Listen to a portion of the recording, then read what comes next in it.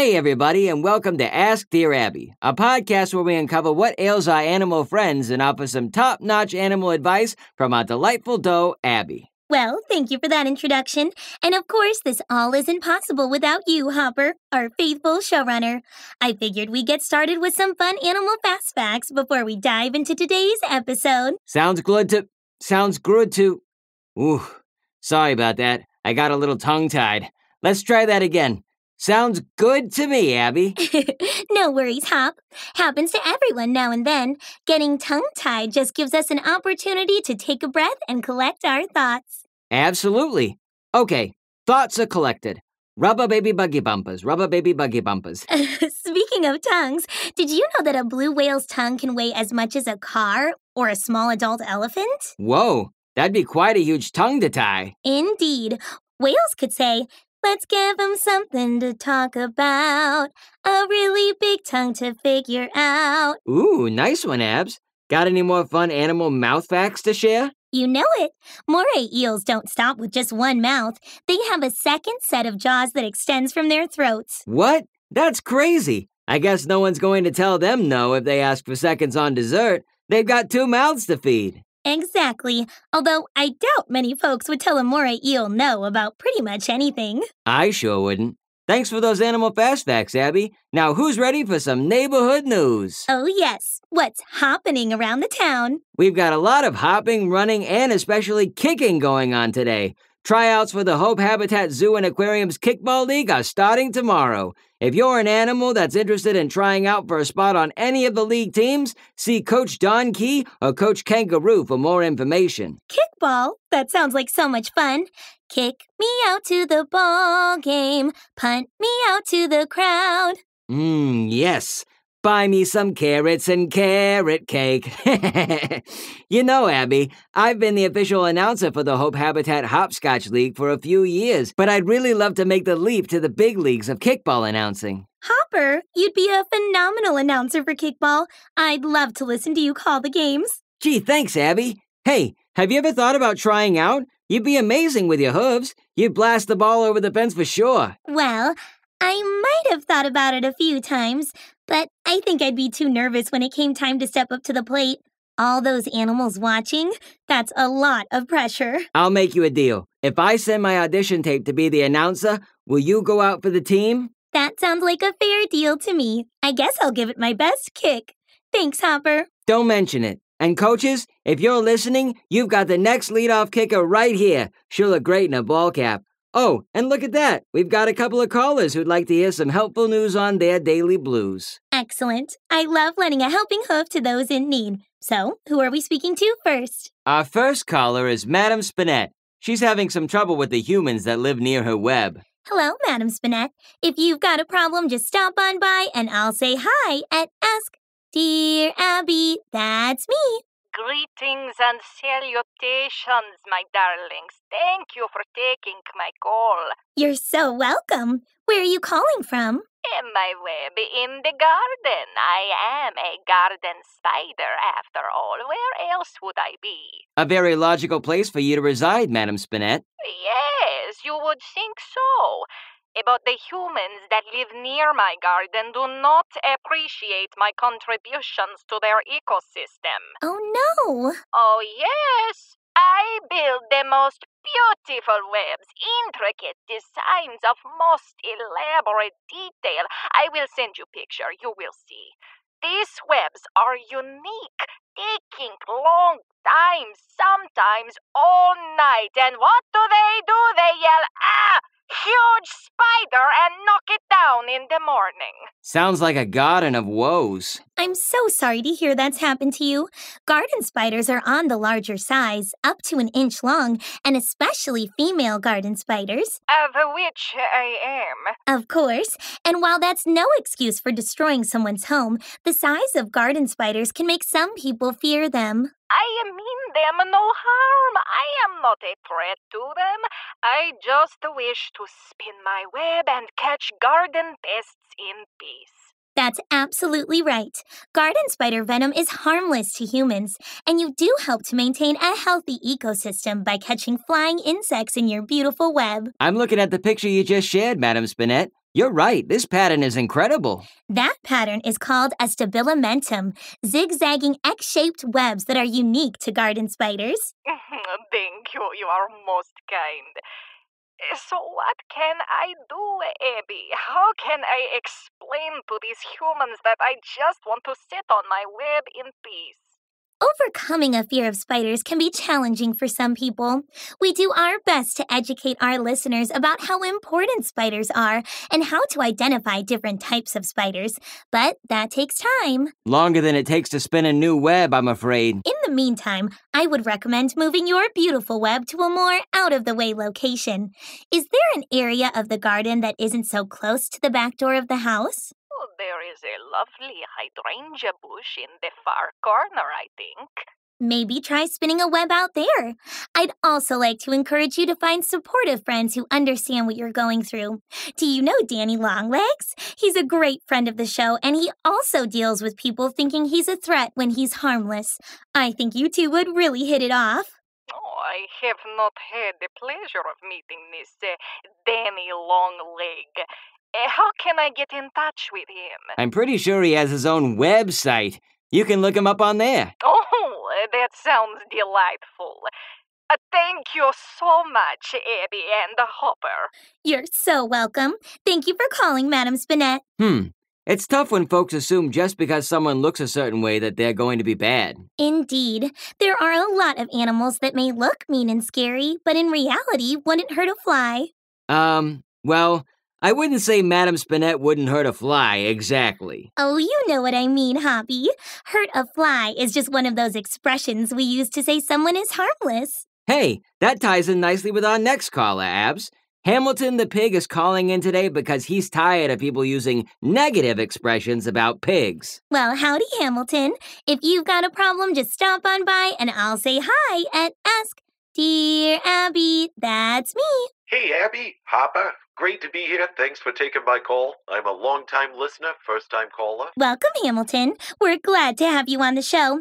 How can I help you today? I've been sitting on this for a while, Abby, a good long while, and I gotta tell you, it feels really good to get it off my chest. Sure, that's why we're... But can I just say, listening to that earlier caller, I think you gave some mighty fine advice. Yes, sirree, mighty fine. I know you're gonna be able to point me in the right direction, too, because the worst thing in the world is to get some misguided advice. You know, someone just spouting off at the mouth, jabbering on when they don't really know what they're talking about. And how exactly are we going to point you in the right direction? Right. I'm getting there, bunny buddy. Just keep your ears on. Here's the trouble, Abby.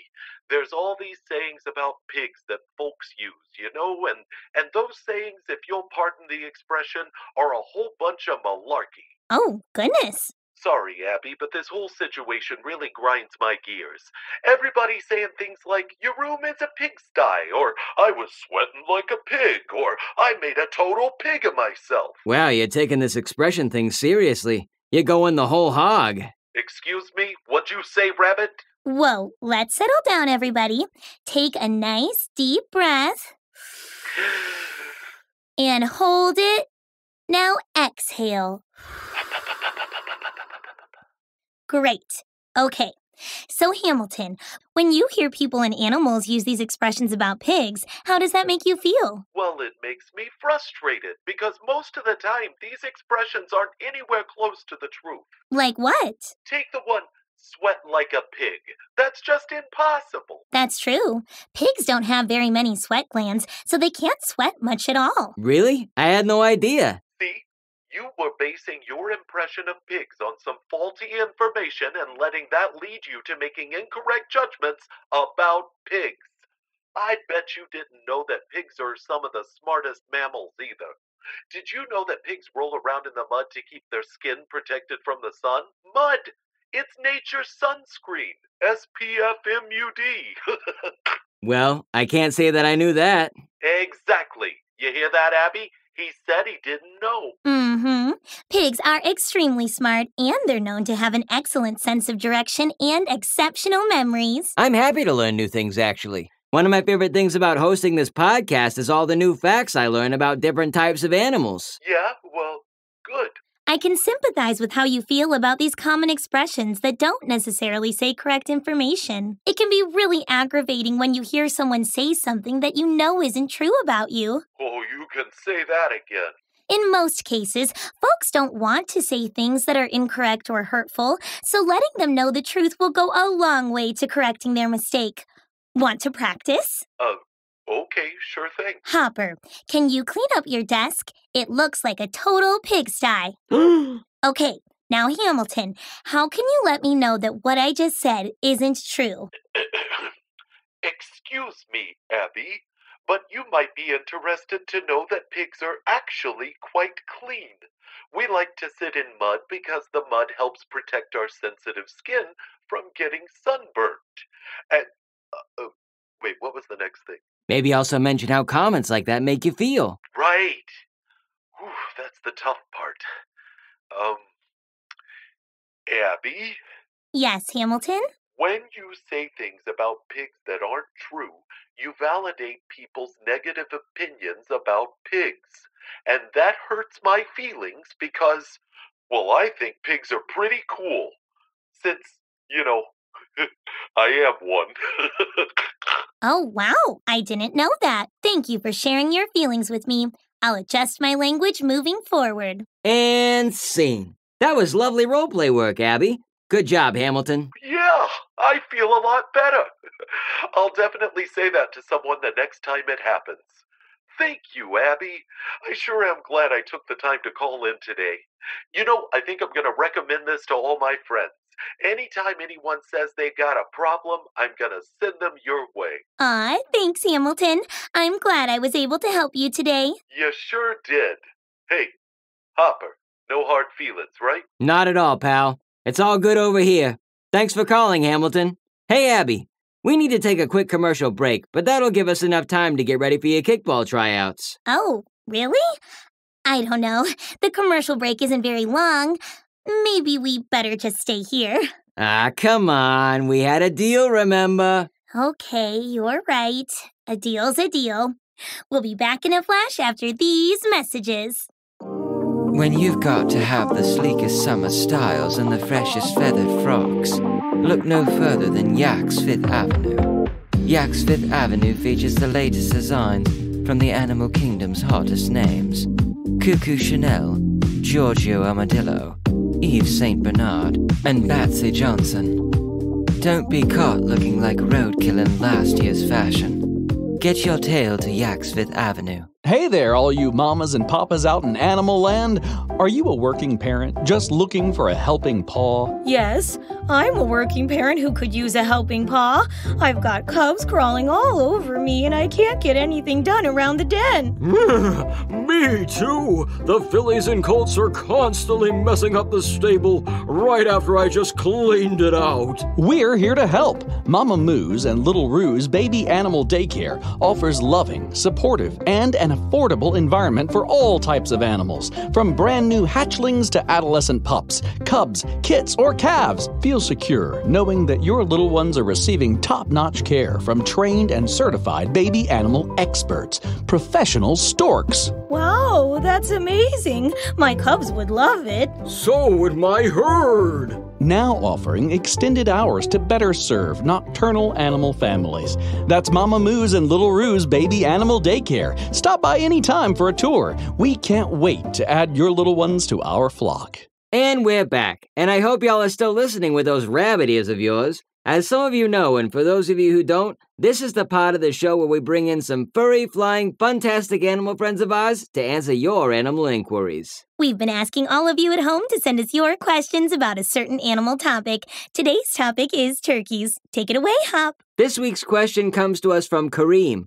He wrote, "Hi, Abby. What are those red things on a turkey's neck, and why do they have them? Also, why do turkeys not fly if they have wings?" Wow, Kareem, thank you for those great questions. I think we are going to need to defer to an animal expert for this one. So, without further ado, let's meet him. Calling all the way from Boston, Massachusetts, it's our positively turkey-tastic expert, Trevor the Turkey. Hey, what's doing? This is wicked awesome. Thanks so much for calling me to talk about turkeys. I was worried I wasn't going to make it home on time to take your call. I got stuck on the pike forever. Aw, well, we are so excited to meet you, Trevor, and to pick your mind on some turkey knowledge. The pleasure's all mine, ma'am. So, Trevor, let's start with our friend Kareem's first question. What exactly is that red thing on your neck, and what's its purpose? Good question, kid. Real smart. The red parts of my skin are actually broken up into a couple of different terms. Folks at home, perhaps you've heard of the wattle, which is especially distinctive on a wild turkey such as myself. Waddle? Like how penguins move? Not waddle. Waddle with a T, okay? So the wattle is that fleshy, bumpy, bright red skin that hangs from our necks. Not to brag or anything, but wattles are pretty wicked. They help us attract mates. And when it's hot, the wattles can help keep us cool. Because you see, us turkeys don't sweat. We've got these dark-colored feathers that absorb a lot of heat on sunny days. But that skin on our neck, the wattle, helps us release some of that excessive heat. Wow, all that? What'll they think of next? That's so cool, Trevor. Now, you mentioned that there's more than one term for your distinctive red skin. Is it not all called the wattle? I admittedly always thought that was the case. You're not alone there, ma'am. In fact, I love sharing this fact with animals because they always get a big kick out of it. So, there's also a part of my skin called the snood. Are you in the snood to tell us more about it? Hey, you called me. Of course I am. The snood is similar to the wattle, but it's its own distinct feature. It's the long piece of flesh that grows down from my forehead. This snood can vary dramatically in size and shape, and in fact, only two birds have prominent snoods, the wild turkey and the ocellated turkey. Ooh, how interesting. Tell me, Trevor, do both male and female wild turkeys have wattles and snoods? Yeah, they sure do. But the wattle and the snood tend to be more noticeable in the males, which goes back to what I was saying earlier about how it's helpful in attracting mates. You want to hear something else that's wicked cool about turkeys? I sure do. So, get a load of this. You know how with humans, you can usually get a sense of what they're feeling based on their facial expressions? Well, us turkeys may not be the most expressive with our faces, but that's okay, because the wattle and the snood can actually show others what we are feeling. How do you like them apples? So your wattle can also express your snoods. I mean, moods? Pretty smart puns there, Hopper. The snood on a turkey can change colors. It can range from white to gray to ice blue to pink to red and purple. The stronger, bolder colors are how we express heightened emotions like aggression. The snood can also change length quickly. Like if we're agitated or getting ready to defend ourselves, then the snood will be shorter. So you see, it's like a window into our soul. Pretty deep stuff if you ask me. Sounds like it. I wish I had a way for other animals to see how I was feeling. Like if my fur was orange when I'm craving carrots, or blue when I'm wishing I could fly. Aw, Hoppy, I didn't know you wanted to fly. That actually reminds me of the second part of our friend Kareem's question. Trevor, what exactly is the deal with turkeys and flying? Do they or don't they fly? This is a fun one. So glad Kareem brought this up. 'Cause you're right, kid. We do got wings. So it's actually a pretty common myth that turkeys can't fly. That myth probably comes from the fact that we feed on the ground. But wild turkeys, like myself, have actually been known to fly up to 55 miles an hour in short bursts. Now, we definitely spend most of our time on the ground, but we actually go to sleep in the trees. We don't see so well at night, so we fly up into the trees to protect ourselves until sunrise. No way! That's so cool, Trevor. Now, you referenced wild turkeys specifically. So, do domestic turkeys not fly? Unfortunately, no, they don't. You see, domesticated turkeys are bred to be heavier in weight, like almost twice as much as a wild turkey, so they won't be getting off the ground anytime soon. I see. Well, Trevor, this has certainly been enlightening. I know I, for one, learned a lot about turkeys that I didn't know.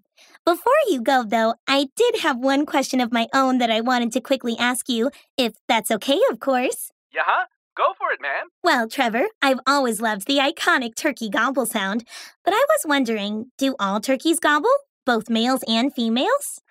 Great question. Actually, ma'am, only male turkeys gobble.